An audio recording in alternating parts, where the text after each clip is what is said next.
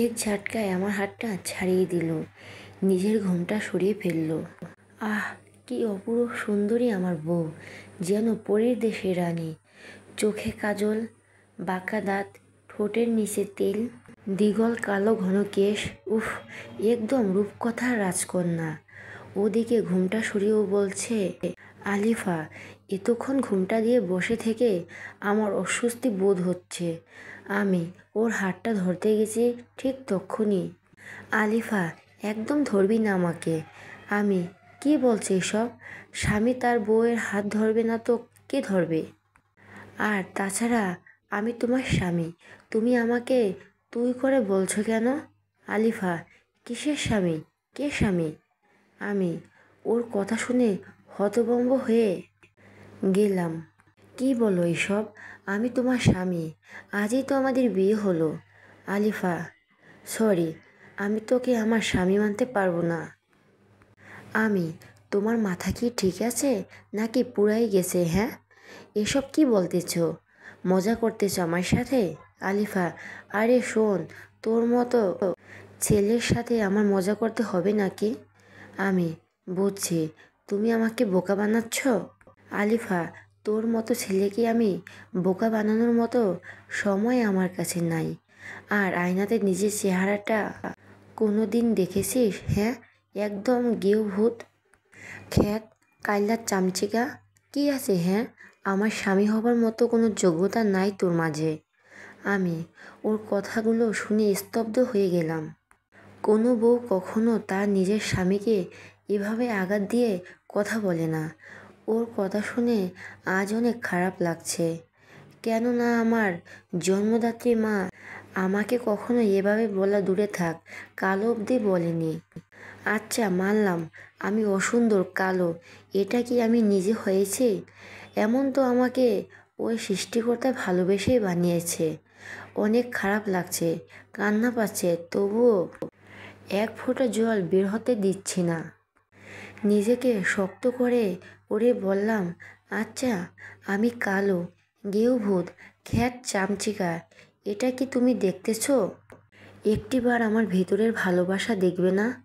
আলিফা, তোর ভালোবাসার গুলি মারি আমি, তুই আমাকে আপনি করে বলবি। আমি, আচ্ছা বলবো।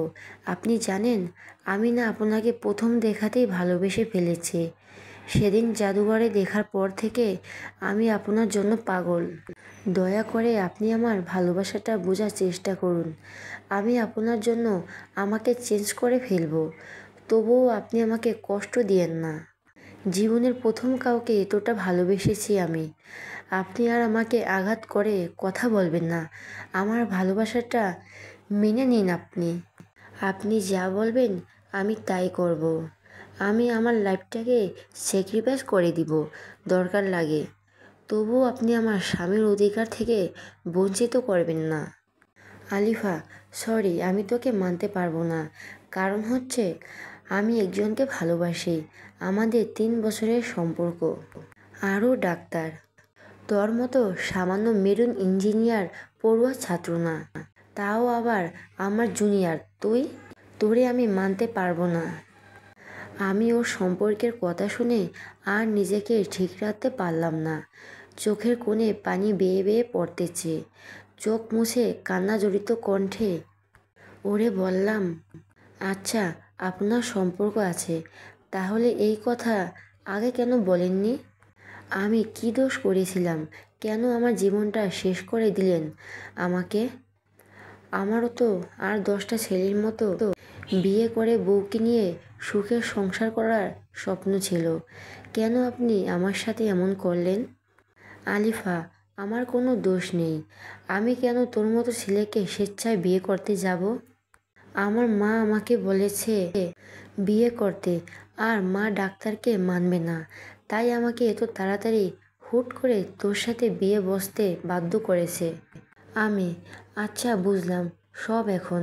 তাহলে আমার কি হবে? আমি কোন স্বপ্ন নিয়ে বাঁচব? আলিফা, তোর কি হবে সেটা তো আমি জানি না, সেটা তুই জানিস কি করবি। পারলে একটা রিলেশন করে বিয়ে করে নিস। আর হ্যাঁ, তুই কখনো আমার কাছে স্বামীর অধিকার চাইবি না, আমার কাছেও আসবি না। আমাকে কি মনে হয় আপনার কাছে? হ্যাঁ, ভালোবাসা এতই সস্তা নাকি যে আজকে আপনাকে ভুলে গিয়ে কালকে অন্যজনের সাথে রিলেশন করে বিয়ে করে ফেলবো? আমি আপনাকে ভালোবাসতাম, ভালোবাসি, আর ভবিষ্যতেও বাসবো, কিন্তু কখনো আপনার কাছে ভালোবাসা চাইবো না, কথাটা বলে দিলাম। আর এটাও শুনেন, আপনি নিজেই একদিন আমার কাছে আসবেন, ভালোবাসা ভিক্ষা চাইবেন, কিন্তু সেদিন আমি পাথর হয়ে যাব। ফিরিয়ে দিব আপনাকে, কিন্তু ভালোবাসবো ঠিকই আপনাকে। একা জীবনটা কাটিয়ে দিব, তবুও ভালোবাসা চাইব না। আর বললেন না আপনার কাছে যেন স্বামীর অধিকার নিয়ে না যাই। আরে শুনেন, আমি আপনাকে কোনোদিন টাচও করব না। আর যারে ভালোবাসেন তাকে নিয়ে সুখী হয়েন। ডিভোর্স দিয়ে দিব আপনাকে, চাইতেও হবে না। ডাক্তারের ভালোবাসা সত্যি হলে আপনি আমার বউ হওয়ার আগেই ডাক্তার আপনাকে বিয়ে করে নিতে পারত। আপনি একদিন বুঝবেন আর কাঁদবেন, যেমন আজ আমি কাঁদছি। আলিফা, আচ্ছা আর ফালতু বকিস না তো। তুই বসে বসে স্বপ্ন দেখ এই দিনের আশায়। আর ডিভোর্স তুই কি দিতে চাইবি? আমি নিজেই তোকে ডিভোর্সের জন্য বলতাম। তোকে আমার একদমই সহ্য হয় না। এখন ঘুমাবো, একটু শান্তিতে। তুই আবার কোনো সুযোগ নিতে আসবি না। আমাকে ট্রাস্ট করলে তোর আম্মুকে তোর নামে মিথ্যে অপবাদ দিব আমি। ওকে যান, আপনি ঘুমান, আর আপনি নিশ্চিত থাকেন আপনাকে একটি ফুলের টোকাও দেওয়া হবে না। আলিফা, আমি কিন্তু ঘুমাবো, যদি তুই আমার সাথে একই খাটে ঘুমাতে চাস। আমি আপনার সাথে আমি ঘুমাবো? পাগল হইনি আমি, বুঝতেছেন? আপনি খাটে ঘুমান, আমি সোফায় ঘুমাবো, নিচের ডাইনিং রুমে। আলিফা, না, নিচের ডাইনিং রুমে না, তাহলে সবাই সন্দেহ করতে পারে। আমি আজব, তাহলে আমি কোথায় ঘুমাবো? আলিফা, তুই এই রুমেই বালিশ নিয়ে ফ্লোরে ঘুমাবি। আচ্ছা, আপনি ঘুমান নির্ভয়ে। আলিফা, ওকে, তুইও ঘুমা, শুভরাত্রি। আমি শুভরাত্রি বলে উনি ঘুমিয়ে গেল। কচুরাত্রি। আমার সবাই বিয়ের প্রথম রাতে বউয়ের ভালোবাসা উপভোগ করে, আর আমাকে কিনা ডিভোর্সের কথা শুনতে হয়। কত স্বপ্ন ছিল এই বাসর রাতকে নিয়ে, আর হয়ে গেল কি? এটাই আমার কপাল। এসব ভাবতে ভাবতেই ওর ঘুমান্ত রূপের দিকে আমার নজর গেল, আর তারপরে আলিফার ঘুমান্ত মুখখানির দিকে চোখ পড়তেই আমি আবার ক্রাশ খেয়েছি। একটা মেয়ে এত সুন্দরী কিভাবে হয়? এত সুন্দরী একটা মেয়ের মনটা এত কুৎসিত কেন? আমাকে একটুও বোঝে না। আমি যে ওরে অনেক বেশি ভালোবাসি। কী করে ওরে ভুলবো? ভুলতে যে হবেই। ওর মুখের উপর চুলগুলি চলে এসেছে, সরিয়ে দেব কি করে? আমি যে কথা দিয়েছি ওরে কখনো ট্রাস্ট করব না। এসব ভাবতে ভাবতে কখন যে ঘুমিয়ে পড়েছি, আর কখন রাতের অন্ধকার কেটে গিয়ে দিনের আলো ফুটে উঠেছে নিজেও জানি না। আম্মুর ডাকে ঘুম ভাঙে। আম্মু, বৌমা, ও বৌমা, সকাল হয়েছে, এবার ঘুম থেকে উঠে ফ্রেশ হয়ে মেহেদিকে সাথে নিয়ে নাস্তা করতে আসো। আলিফা, মা আপনি যান, আমরা ফ্রেশ হয়ে আসতেছি। আমি মায়ের সাথে কি সুন্দর করে কথা বলল, আর আমার সাথে কুত্তার মতো ব্যবহার করে।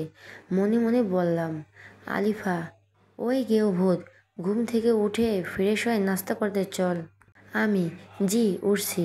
এরপর ফ্রেশ হয়ে দুজন একসাথে বের হবার আগে ওরে বললাম, শুনেন, আপনার আর আমার মাঝে কি চলছে এবং কি হতে যাচ্ছে সেটা শুধু আমরাই জানি, আর কেউ যেন না জানতে পারে। আম্মুর সামনে এমনভাবে আমার সাথে কথা বলবেন যাতে আম্মু না বুঝতে পারে আমাদের মাঝে কি চলছে।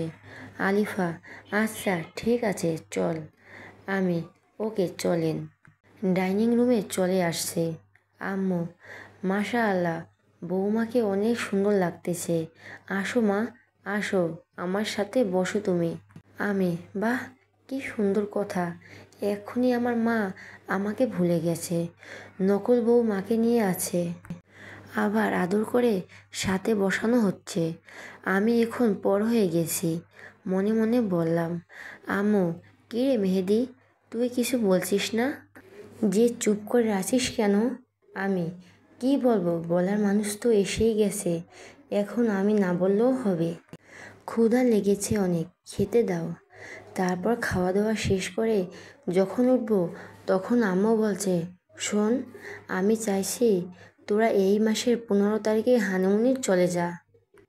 1 মাস ঘুরে আসো দুজন একসাথে, তাহলে তোমাদের অনেক ভালো লাগবে। আমি, না মা, এখন ওসব হানিমুনের দরকার নেই। বিয়েটাই যেখানে মিথ্যে হয়ে গেছে, ডিভোর্স হয়ে যাবে, সেখানে হানিমুনের দরকার নেই। কথাটি আসতে বললাম। আম্মু, দরকার নেই মানে কি? হ্যাঁ, তুই কি পাগল হয়ে গেছিস? বিয়ের পর হানিমুন হবে না তা তো মেনে নেওয়াই যায় না। হানিমুন হবে। আমি যা বলছি তার বাইরে একটা কথাও বলবি না তুই। আলিফা, হ্যাঁ মা, আপনি ঠিক বলেছেন, আমরা হানিমুনে যাব, আপনি যাবার ব্যবস্থা করেন। আমি মনে মনে, এই মেয়েটি কি পাগল হয়ে গেছে? নিজেই বিয়ে মানছে না, আবার নিজেই এখন বলছে হানিমুনে যাওয়ার ব্যবস্থা করতে। লজ্জা বলতে নাই মেয়েটির। আম্মু, হ্যাঁ বৌমা, সব ব্যবস্থা হয়ে গেছে। আগামী 15 তারিখে তোমাদের ফ্লাইট, আর তোমরা যাচ্ছ লন্ডন। আমি, আচ্ছা ঠিক আছে। তারপর রুমে চলে আসলাম। রুমে এসে ওরে বললাম, আপনি কি পাগল? নিজেই বিয়েটা মানছেন না, আবার সেই আপনি নিজেই থেকে হানিমুনে যাওয়ার জন্য রাজি? আলিফা, আরে গাধা, হানিমুনে গিয়ে তো আর আমি তোর সাথে ঘুরবো না। তুই তোর মতো থাকবি, আর আমি আমার মতো ডাক্তারের সাথে ঘুরবো। আমি, মানে কি? হ্যাঁ, আপনি এখনো আমার বউ, আর তাই আপনি এসব করতে পারবেন না। ডিভোর্সের পর যা মন চায় করবেন, আমার কোনো আপত্তি নেই। আলিফা, আচ্ছা যা, ঠিক আছে, মানলাম তোর এই কথা। আমি, ধন্যবাদ। আলিফা, ওয়েলকাম। শোন, আমার কিছু কেনাকাটা করতে হবে, তুই আমার সাথে যাবি? আমি, আচ্ছা আপনি রেডি হন, এখনই বের হব। তারপর রেডি হয়ে সোজা তার জন্য মার্কেটে চলে গেলাম। আলিফা, দেখ তো আমাকে কোন শাড়িতে মানাবে। আমি, আপনি নীল শাড়িটা নিতে পারেন, নীল শাড়িতে আপনাকে পরীর মতো লাগে। তারপর তার পছন্দ মতো প্রয়োজনীয় কেনাকাটা শেষ করে একটা রেস্টুরেন্টে গেলাম। ওকে বললাম, আপনি কি খাবেন? অর্ডার দেন, আমি বিল দিয়ে দিচ্ছি। আলিফা, কেন, তুই কিছু খাবি না? আমি, আমার মনে এত রং নেই, আমি খাবো না, তাই আপনি খান। আলিফা, ওকে, তাহলে তুই কি করবি? আমি, এখন সেলুনে যাব চুলের ট্রিটমেন্ট করাতে। আলিফা, আচ্ছা যা তুই, আমি খাওয়া শেষ করে বাসায় চলে যাব। আমি, তারপর রেস্টুরেন্ট থেকে সোজা জেন্টস পার্লারে চলে আসলাম। পার্লারে বিউটিশিয়ানকে ডেকে বললাম, আমার বউ আমাকে এভাবে অপমান করছে, এখন আপনারা এমন কিছু করে দেন যাতে ও দেখলেই অবাক হয়ে যায়। বিউটিশিয়ান, আরে ভাই, কোনো টেনশন নাই, আপনি বসেন, 1 ঘন্টার মধ্যেই আপনাকে স্মার্ট লুক দেব। আপনার দাড়ি ও চুল দুইটাই ট্রিটমেন্ট করে আপনাকে হিরো বানিয়ে দেব। আমি, তার কথা শুনে অনেক খুশি হয়ে গেলাম। তারপর সে শুরু করে দিল আমাকে আধুনিক স্মার্ট লুক দেওয়ার কাজ। 1 ঘন্টা পর তার কাজ শেষে আমাকে বলল, বিউটিশিয়ান ভাই, এখন চোখ মেলে আয়নাতে আপনাকে দেখেন, চিনতে পারছেন কি না? আমি, চোখ মুলে আয়নাতে তাকিয়ে দেখে পুরো অবাক হয়ে গেলাম। আমি নিজেই নিজেকে চিনতে পারছি না। গেও খ্যাত বলে আমাকে এত অপমান করেছে যে সে যদি আজ আমাকে দেখে চিনতেও পারবে না। আজ আমি আধুনিক যুগের আর 10টা স্মার্ট ছেলের মতো আমিও স্মার্ট, আর কেউ আমাকে আমার লুকের জন্য অপমান করে কটু কথা শোনাতে পারবে না। আজ আমি অনেক খুশি। তারপর পার্লারে বিউটিশিয়ান আমার বিল কত হয়েছে তা জেনে তা পরিশোধ করে তার সাথে তাকে 500 টাকা বকশিশ দিয়ে আমি পার্লার ত্যাগ করলাম। রাস্তায় যাবার সময় নোটিশ করলাম কয়েকটি মেয়ে আমার দিকে তাকিয়েছিল। এর মানে আমি এখন আর আগের মেহেদি নাই। এখন আমি এক নতুন মেহেদি, যাকে কেউ কখনো বাজে লুকের জন্য অপমান করতে পারবে না। ভাবনার ছেদ পড়ল বাসার সামনে এসে। এবার আমি নিজের মনোভাবকে চেঞ্জ করে বাসায় প্রবেশ করে রুমের দরজায় নক দিলাম। আর 2বার নক দেওয়ার পর আম্মুর আদেশে আলিফা দরজা খুলতে আসে। আলিফা দরজা খুলেই অবাক দৃষ্টিতে। আমার গল্পটি যদি ভালো লেগে থাকে তাহলে আমার পাশে থেকো বন্ধুরা। ধন্যবাদ সবাইকে।